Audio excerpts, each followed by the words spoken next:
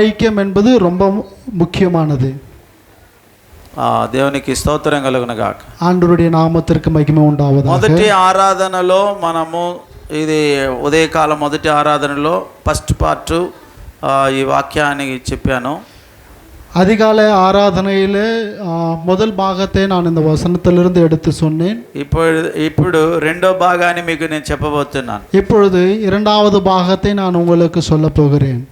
దాని యొక్క సబ్జెక్ట్ పేరు ఏంటంటే, அந்த సబ్జెక్ట్ என்னவென்றால், నేను నా ఇంటి వారు యెహోవాను సేవించదు, நானும் என் வீட்டாரும் கர்த்தரையே சேவிப்போம். ఎంతమంది ఈ తీర్మానంలో ఉన్నారు? எத்தனை பேர் இந்த தீர்மானத்தில் இருக்கிறீர்கள்? నేను నా ఇంటి వారైతే యెహోవాను సేవించదము, நானும் என் வீட்டாரும் கர்த்தரையே சேவிப்போம். நானும் என் வீடும் என் வீட்டார் அனைவரும் ஓயாமல் நன்றி சொல்வோம். நானும் என் வீடும் என் வீட்டார் அனைவரும் ஓயாமல் நன்றி சொல்வோம். மைக்கில் பாடாலே. ஒரு கரு போல காத்தீரே நன்றி, என்ன சிதையாமல் சுமந்தீரே நன்றி. ஒரு கரு போல மைக்கு அங்க கொடுத்துறேன், அந்த மைக்கு இங்க கொடு, வைரத்துட. எபினேசரே எபினேசரே இந்நாள் வரை சுமந்தவரே, எபினேசரே எபினேசரே என் நினைவாய் இருப்பவரே, நன்றி நன்றி நன்றி. எல்லாம் சொல்லுவோம். இதயத்தில் சுமந்தீரே நன்றி நன்றி நன்றி நன்றி.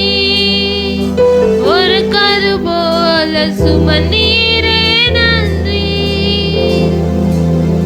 நன்றி நன்றி நன்றி.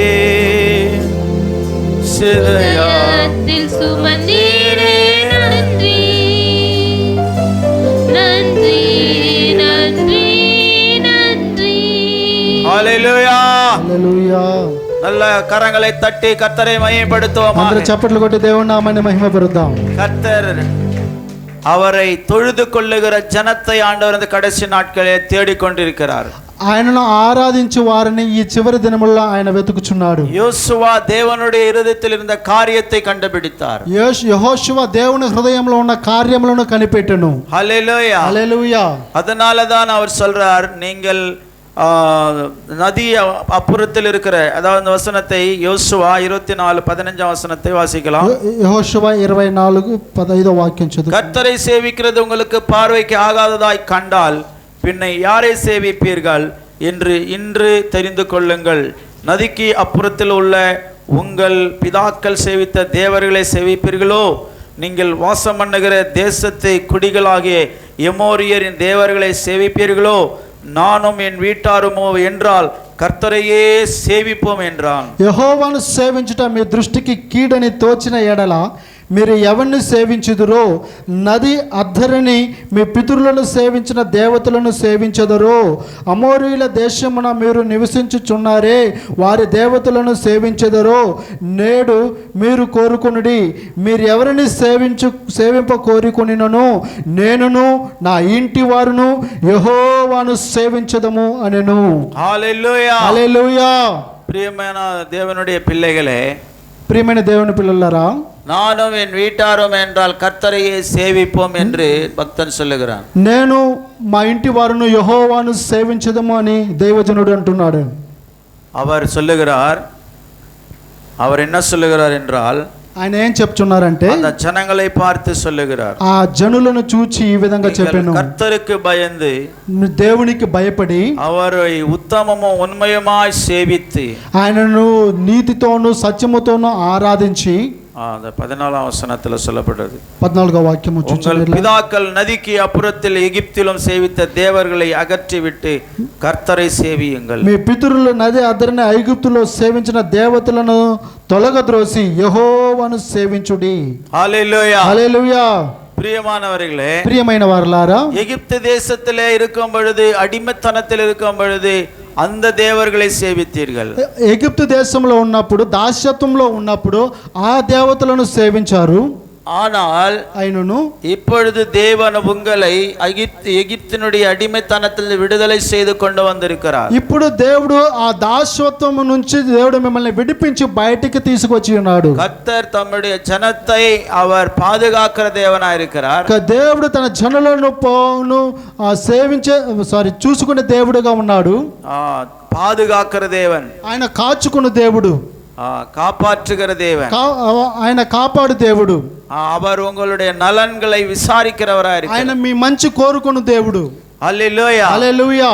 அவர் வழுவாதபடி உங்களை பாதுகாக்கிறவர். ఆయన మీ కాలు తొట్టిల్లకుండా ఆయన మిమ్మల్ని కాపాడుచున్నాడు. உங்கள் வாழ்நாள் எல்லாம் கூட வருகிறேன் என்று சொன்ன தேவன், జీవిత కాలమంతా తోడుగా వచ్చేదను అని చెప్పిన దేవుడు, பேர்பட்ட ఉన్నதமான தேவன், ఇటువంటి గొప్ప దేవుణ్ణి அவரை ஆராதிக்க, அவரை சேவிக்க நீங்கள் பின்வாங்குகிறீர்களா? ఆయనను ఆరాధించుటకు, ఆయనను స్తుతించుటకు మీరు వెనకబడుచున్నారా? அந்த நாட்களிலே இஸ்ரவேல் ஜனங்கள் தேவனிடத்தில் எத்தனை நன்மைகள் பெற்றுக்கொண்டார்கள். ఆ దినములలో ఇశ్రాయేలు జనులు దేవుని అనేక మంచిని దేవుని నుండి పొందుకున్నారు. நன்மைகளை பெற்றுக்கொண்டவர்கள், అనేక మంచి కార్యములను పొందుకున్నారు.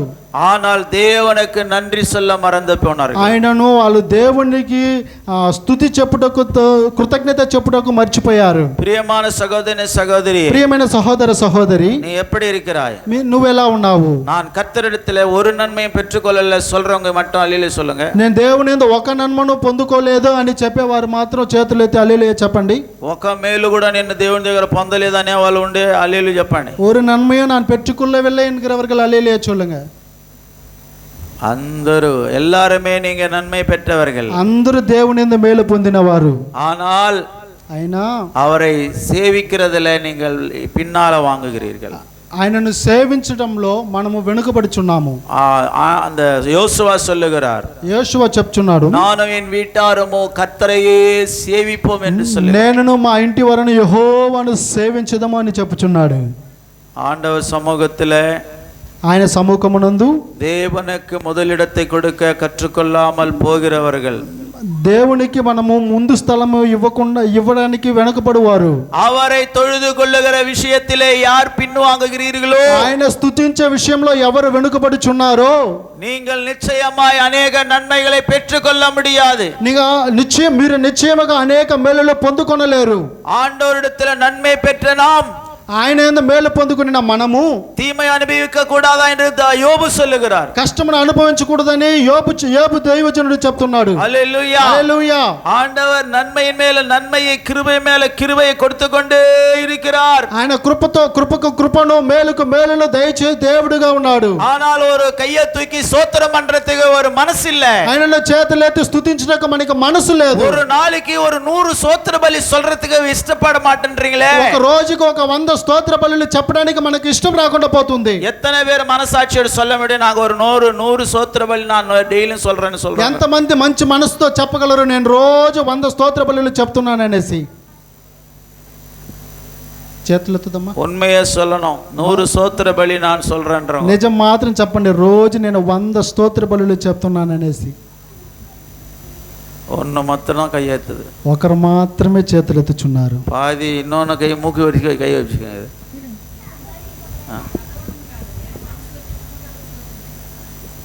నేను అదే కదా అడుగుతున్నా. స్తోత్ర బలిలు ఒక 100 పైన చెప్పేవాళ్ళు చేతులు ఎత్తమన్నాను. స్తోత్ర బలిகள் ஒரு 100 சொல்லுகிறவர்கள் 100 స్తోత్ర బలులు కూడా చెప్పలేని వాళ్ళు గమ్మున ఉన్నారు. బుక్ ఎత్తుకొని కూడా చెప్పవచ్చు, లేకపోతే స్తోత్రం చెప్పినా పర్వాలా, బుక్ పెట్టుకొని కూడా చెప్తే ఇంకా మంచిది. లేకపోతే అర్థముతో చెప్పింది, బుక్ పెట్టుకొని చెప్పడం అర్థముతో చెప్తారు.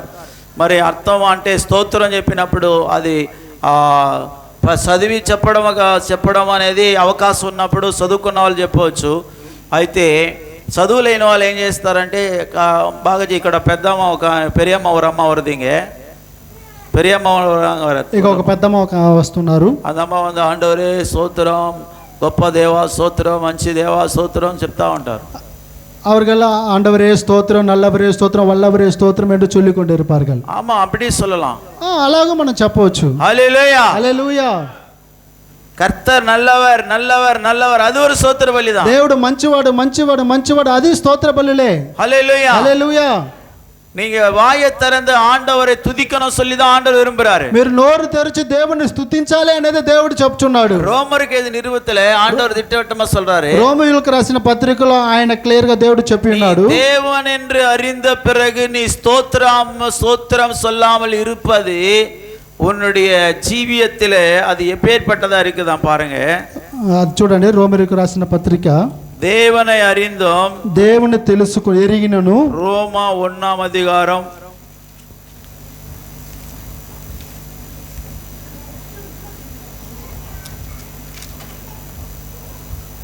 21ஆம் வசனம், அவர்கள் தேவனை அறிந்தும் அவரை தேவன் என்று மகிமைப்படுத்தாமலும் ஸ்தோத்திரியாமலும் இருந்து தங்கள் சிந்தனைகளினாலே வீணரானார்கள், உணர்வில்லாத அவர்களுடைய இருதயம் இருளடைந்தது. రోమీయులకు రాసిన పత్రిక 1వ అధ్యాయం 21వ వాక్యంలో మనం చూసినట్లయితే, మరియు వారు దేవుణ్ణి ఎరిగియు ఆయనను దేవునిగా మహిమపరచలేదు, కృతజ్ఞతాస్తుతులు చెల్లింపను లేదు గాని తమ వాదముల యందు వ్యర్థులైరి.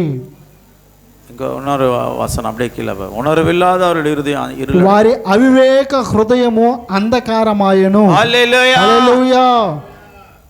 எத்தனை பேர் சொல்றத கட்ட கேளுங்க. இங்க நாங்க சொல்லி கொண்டு ஆண்டவர் சொல்றத பேசும்போது ஆண்டவர் நீ கவனமாக்கி காது கொடுத்து கேளுங்க. ప్లీజ్ దయచేసి ఇక్కడ ఏం చెప్తున్నారో కొంచెం శ్రద్ధతో தேவனை వినండి. அறிந்த பிறகு, దేవుని ఎరిగిన తరువాత, வானத்தையும் பூமி அண்ட சராசரங்களை படைத்த தேவன் என்று நீ தெரிந்து கொண்ட பிறகு, భూమి ఆకాశములను సర్వ సృష్టిని సృష్టించిన దేవుని నువ్వు ఎరిగిన తరువాత மகிமைப்படுத்து என்று சொல்லுகிறார். మహిమపరచు అని అక్కడ చెప్పబడి ఉన్నది. அதுதான் யோசுவா சொல்லுகிறார், நானும் என் வீட்டாரும் தேவனை சேவிக்கிறோம் என்று சொன்னார். అదే యెహోషువ ఇలాగ చెప్తున్నాడు, నేనును మా ఇంటి వారందరూ యెహోవాను సేవించుదము అని. హల్లెలూయా, హల్లెలూయా. நீ கர்த்தரை மகிமைப்படுத்துகிறாயா? నువ్వు దేవుణ్ణి మహిమపరచుచున్నావా? இல்லை தேவனை கனஹீனப்படுத்துகிறாயா? లేకపోతే దేవుని హీనగా చూచుచున్నావా? தேவனை ஸ்தோத்திரம் பண்ணுகிறாயா? దేవుని స్తోత్రం చెల్లించుచున్నావా? தேவனை நாமத்தை தூஷிக்கிறாயா? దేవుని నామమును దూషించుచున్నావా? హల్లెలూయా, హల్లెలూయా.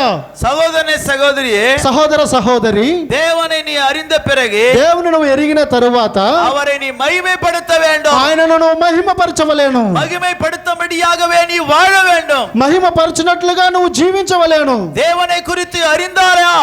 దేవుని నువ్వు ఎరిగి ఉన్నావా? ஆண்டவர் பற்றி தெரியாது என்று சொல்றவங்க அல்லேலூயா சொல்லுவோமா? దేవుని గురించి నాకు తెలియదు అని ఎవరో ఒక హల్లెలూయా చెప్పండి.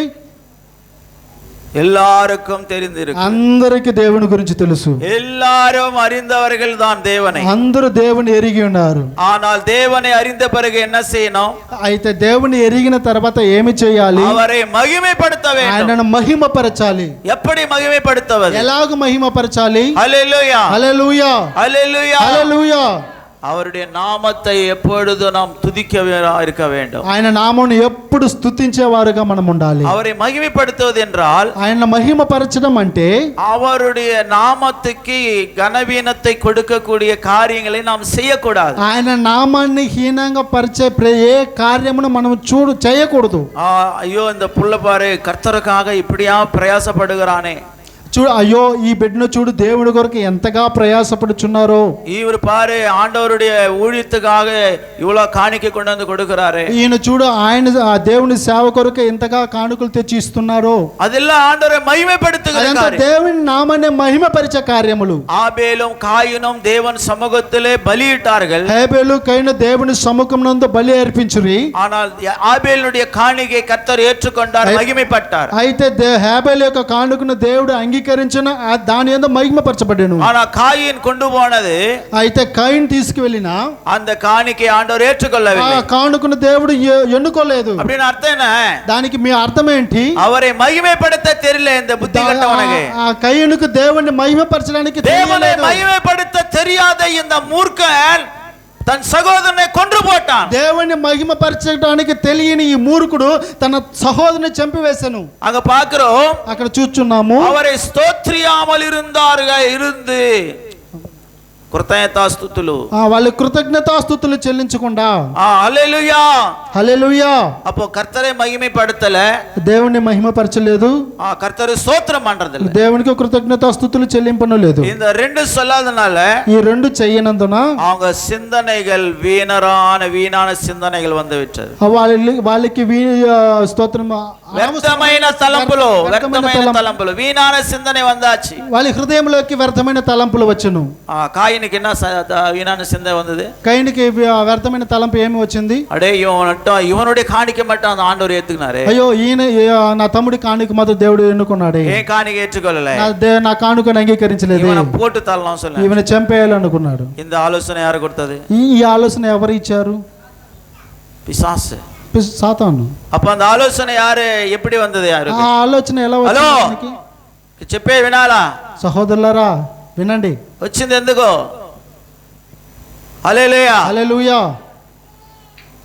తన సిందనైనాలే వీణాయి పోయిட்டாங்க. తన ఆలోచన వల్ల వ్యర్థమైపోయారు. கர்த்தரை ஸ்தோத்திரம் பண்ணாத ஒவ்வொரு மனுஷனுடைய வாழ்க்கையிலும் దేవునికి కృతజ్ఞతాస్తుతులు చెల్లించిన ప్రతి ఒక్క జీవితంలోనూ అంధకారం అయిపోచి அவங்களுடைய இருதயம், వాళ్ళ హృదయం అంధకారముగా కటిక చీకటిగా మారిపోయాను. அவர்கள் உணர்வில்லாத இருதயமாய் மாறி போனது.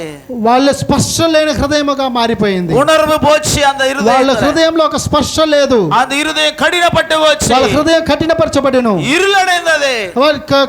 కటిక చీకటి వాళ్ళ హృదయంలోకి వచ్చును. కాయినుకుள்ள இருள் வந்து விட்டது. కయీను హృదయంలోకి చీకటి వచ్చును. వీణాన సిందన వందాచి, వ్యర్థమైన ఆలోచన కలిగిన వాడికి. என்ன அந்த சிந்தனையின் கொடுமை? ఏంటి ఆలోచన? தன் சகோதரனையே கொன்று போடணும் சொல்லி, తన సహోదరుని చంపివేయాలని ఆలోచన అతనికి వచ్చింది. అన్నకు ఉదவி செய்யணும் சொல்லி கூட வேலை செஞ்சு கொண்டிருந்த సహోదరனை, తన సహోదరునికి సహాయం చేసిన ఆ చిన్న సహోదరుని அவன் கொன்று போட்டான். అది చంపేశాడు. இந்த நாட்களிலே ఈ రోజుల్లో நீ தேவனை சரியாகபடி அவரை அறிந்து கொண்டு ఆయన దేవుణ్ణి సరిగ్గా నువ్వు ఎరిగి அவரை ஸ்தோத்திரம் பண்ணி ఆయనకు కృతజ్ఞతాస్తుతులు చెల్లించి இந்த பாதையில போனா கர்த்தர் மகிமைப்படுவாரா என்று யோசித்து நடக்கணும். ఈ మార్గంలో వెళితే దేవునికి మహిమ కలుగుతుందా అని ఆలోచించి నడవాలి. அப்படி நீ ஆண்டவரை మహిమపడக்கூடிய காரியங்களை செய்தால், అలాగూ నువ్వు దేవుని మహిమపరిచే కార్యములు చేసిన ఎడల கர்த்தர் உன்னோடு இருப்பார். దేవుడు నీతో కూడా ఉంటాడు. அவரை மகிமைப்படுத்தாத எந்த இடத்துல அவர் வரவே மாட்டார். ఆయన మహిమపరిచిన ఏ స్థలమందున ఆయన రాడు.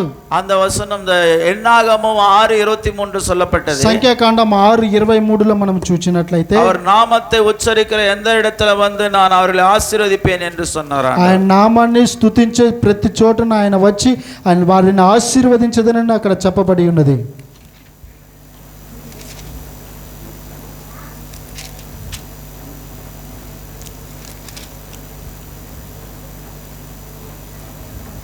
హల్లెలూయా హల్లెలూయా. 6:23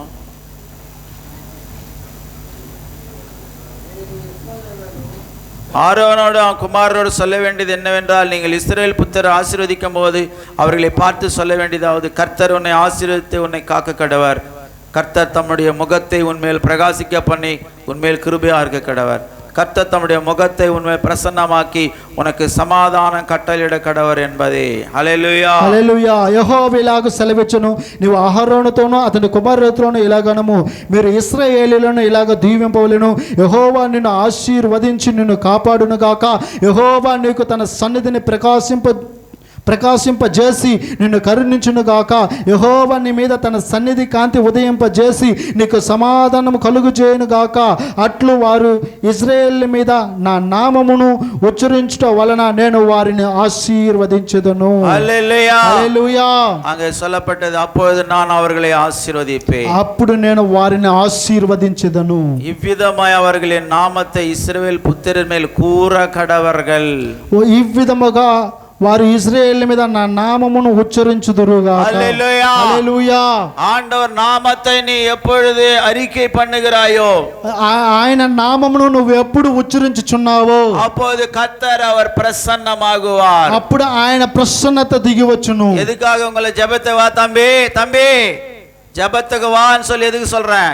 ఎందుకు ప్రార్థనకు రండి రండి అని తమ్ముడు రండి అని ఎందుకు పిలుచుచున్నాను? ஆண்டவர் பிரசன்னத்தில் இருப்பேன்றது தான் கூப்பிடுறோம். ఆయన ప్రసన్నత యందు నువ్వు నివసించాలని சகோதரியே, ஒவ்வொரு நாளும் தேவ சமூகத்தில் வந்து அவர் முகத்தை தரிசின்னு எதுக்கு சொல்றோம்? సహోదరి దేవుని సముఖమునకు వచ్చి ప్రతిరోజు ఆయనను దర్శించండి అని ఎందుకు చెప్పుచున్నాము? அப்போஸ்தல நடவடிக்கைகளிலே ஒவ்வொரு நாளும் தேவாலயத்திலே சென்று தேவனை மகிமைப்படுத்தினார்கள். అపొస్తలుల కార్యములు మనం చూచినట్లయితే ప్రతిరోజు దేవుని సముఖమునకు వచ్చి దేవుని నామాన్ని మహిమపరిచారు. హల్లెలూయా. హల్లెలూయా.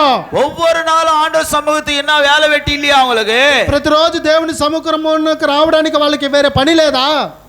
கர்த்தருடைய மகிமையை பெற்றுக்கொள்ள வந்தாங்க. దేవుని యొక్క మహిమను పొందుకోవడానికి వారు వచ్చారు. இப்போ உங்களால சொல்ல முடியும் 1 மணி நேரம் உங்க வீட்டுல உட்கார்ந்து நான் ஆண்டவரை துதிக்கிறேன் ஜெபிக்கிறேன் சொல்ல முடியுமா? నేను 1 గంట సేపు మా ఇంట్లో ఉండి దేవుని ఆరాధించి స్తుతించి ప్రార్థన చేయుచున్నానని మీరు చెప్పగలరా? சொல்ல முடியாது. எல்லாரும் சொல்ல முடியாது. అందరి వల్ల చెప్పను కాదు. ஏன் சொன்னா அந்த அபிஷேகம் இல்ல. ఎందుకంటే అలాంటి అభిషేకం లేదు. அந்த தேவ பிரசன்னம் இல்ல. ఆ దేవుని యొక్క ప్రసన్నత లేదు.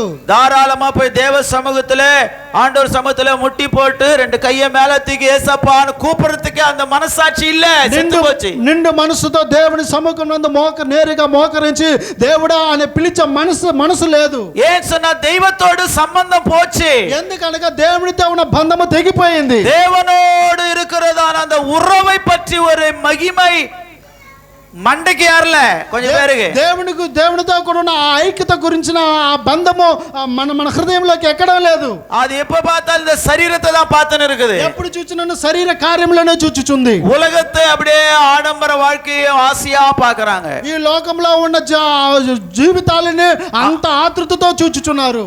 அந்த ஆடம்பர வாழ்க்கையில என்ன இருக்குது? ఆ జీవితంలో ఏముంది? ஆடம்பர జీవితం. ஹல்லேலூயா. హల్లెలూయా. அங்க என்ன இருக்குது? அந்த உலக ஆசை அந்த ఇచ్చைகள் தான் காணப்படுகிறது. ఆ లోకంలో ఏముంది? అక్కడ లోకపు వ్యర్థమైన ఇచ్చాహారములు ఉన్నాయి. అక్కడ దురాశ కలిగిన బ్రతుకు ఆ లోక జీవిత బ్రతుకు. వీణాన ఆశగలదా அந்த வாழ்க்கை. ஹல்லேலூயா. హల్లెలూయా. అలా அப்பேற்பட்டதான அந்த ఇచ్చையோடு கூடிய அந்த உலக நடக்கைய மேல இவங்க ஆசையாய் జొల్లు ఊటినత பாக்குறாங்க. ఈ లోకంలో ఇలాగా ఆ లోకంలో ఉన్న దురాశల పైన చూపు ఉంచి దాన్ని అలాగే చూచుచున్నారు. அதனால என்ன ஆகும்? தேவனுடைய மகிமை போச்சு. అందువల్ల ఏమి జరుగుతుంది? దేవుని యొక్క మహిమ పోయెను. ఆ రోమాలో சொல்லப்பட்டது, రోమీయులకు పత్రికలో చెప్పబడి ఉన్నది, எல்லாரும் பாவம் செய்து தேவ மகிமை அற்றவர்களாகி అందరూ పాపము చేసి దేవుని మహిమను